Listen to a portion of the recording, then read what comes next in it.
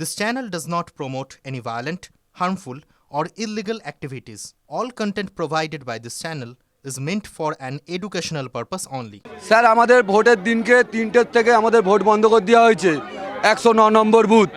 আপনি কি ভোট কেন্দ্রে গিয়ে দিতে পারেননি নাকি বাড়ি? না আমি তো দিয়েছি, আমার সকালবেলা গেছিলাম, আমরা ভোট দিতে পেরেছি, কিন্তু বিকেল 2-2:30টার পর থেকে পুরো ভোট দিয়ে আমাদের বন্ধ করে দিয়েছে, কারোকে ভোট দিতে দেয়নি। আমাদের এখানে অনেকজন আছে যে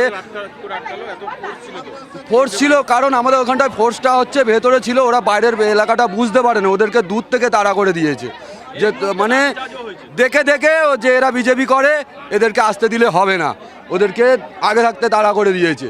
থানার কোনো আইন কল কিচ্ছু নেই স্যার।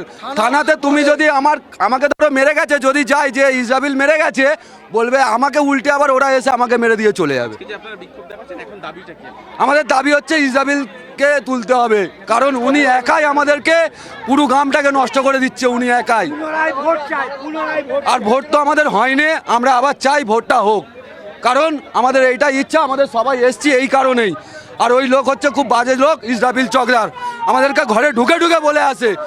এখানকার পুলিশ এসে মেরেছে। এই আমরা যে পাড়ার এলাকাটা যাতে শান্তি থাকে, ইসরাফিল চকদারকে যেন অ্যারেস্ট করা হয়, হ্যাঁ, যার নেতৃত্বে এইসব পাড়ায় পাড়ায় হুঙ্কার হচ্ছে, তার জন্য প্রতিবাদ করতে এসে আজকের এই অবস্থা আমাদের। নির্বাচন কমিশন বলছে ফলতায় পুনর্নির্বাচন হতে পারে, আপনারা কি সেই দাবি? আমাদের একদম পুরো ফলতাকে পুনর্নির্বাচন করতে হবে। ইসরাফিল চকদার উনি, আমরা ভোট দিতে গিয়েছি, বললো তোমার ভোট হয়ে গেছে, তুমি চলে যাও। যে কেন্দ্রীয় বাহিনীর জওয়ানরা যেহেতু সকাল থেকে এখানে বিক্ষোভ চলছে, এই মুহূর্তে কেন্দ্রীয় বাহিনীর প্রচুর ফোর্স এখানে নিয়ে আসা হয়েছে পরিস্থিতি নিয়ন্ত্রণে আনার জন্য, এবং যারা গ্রামবাসী যারা বিক্ষোভ দেখাচ্ছেন তারা পুনরায় নির্বাচনের দাবি করছেন।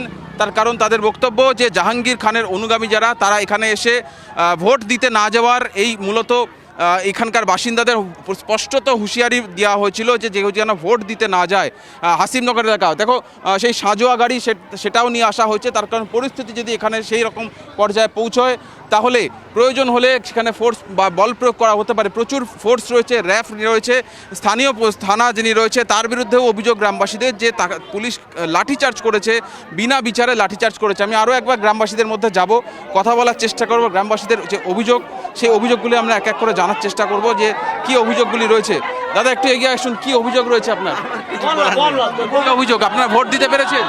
না, ভোট দিতে পেরেছি। বলছে হুমকি দেওয়া হচ্ছে ভয় দেওয়ার জন্য, লোক ভোট দিতে পারেনি মুসলমানদের চাপে। কারা হুমকি দিয়েছিল? হুমকি দিয়েছিল ইসরাফিলের লোকেরা।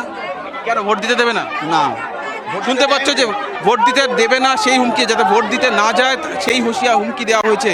আমি ছবিটা দেখাবো আর একবার, যে গ্রামবাসীরা প্রচুর পরিমাণে তারা জড়ো হয়েছেন।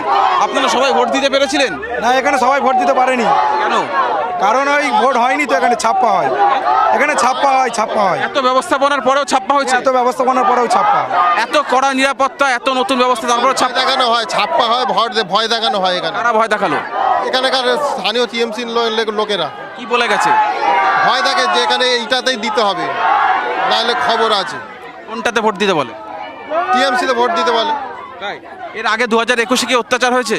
অত্যাচার হয়তো ওই ভয়েতেই সবাই ভোট দিচ্ছে, ওখানে ভয়েতে মুখ খুলতে পারছে না, এরমই চলছে এখানে। মানে তৃণমূলে ভোট না দিলে অত্যাচার হবে? হ্যাঁ, এরম একটা ভয়, এরম ভয় চলে।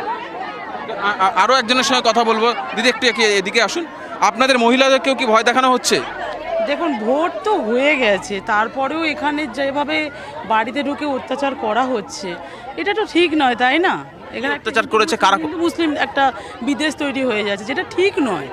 এটা তো আমরা মানে ভোট হয়ে যাওয়ার পর আমাদের কোনো নিরাপত্তা নেই, ভোট হয়ে যাওয়ার পরেও আমরা শান্তিতে থাকতে পারছি না, এটা আমাদের একটা সমস্যা হয়ে দাঁড়িয়েছে। রাতের অন্ধকারে ভয় দেখাচ্ছে? রাতের অন্ধকারে ভয় দেখানো হচ্ছে। কালকে দিনের বেলায় হয়েছে ঘটনাটা, যেটা বলেছে বাড়িতে ঢুকে, মানে আমাদের একটু পাশের একটা জায়গায় হয়েছে, বাড়িতে ঢুকে গিয়ে ঝামেলা করেছে, মানে মারধর করার চেষ্টা করেছে, বাড়ি থেকে বার হয়ে চাবি দেওয়ার চেষ্টা করেছে, এইগুলো কেটে ফেলে দিয়ে দেবে বলেছে, এই সবগুলো হয়েছে। এগুলো ঠিক নয় না, এগুলোর জন্যই আমরা আর কি প্রতিবাদে আছি, যে আমরা নিরাপত্তা চাই, আমাদের নিরাপত্তা দিতে হবে, আমাদের সুস্থভাবে বাঁচতে দিতে হবে। কারা করছে এগুলো?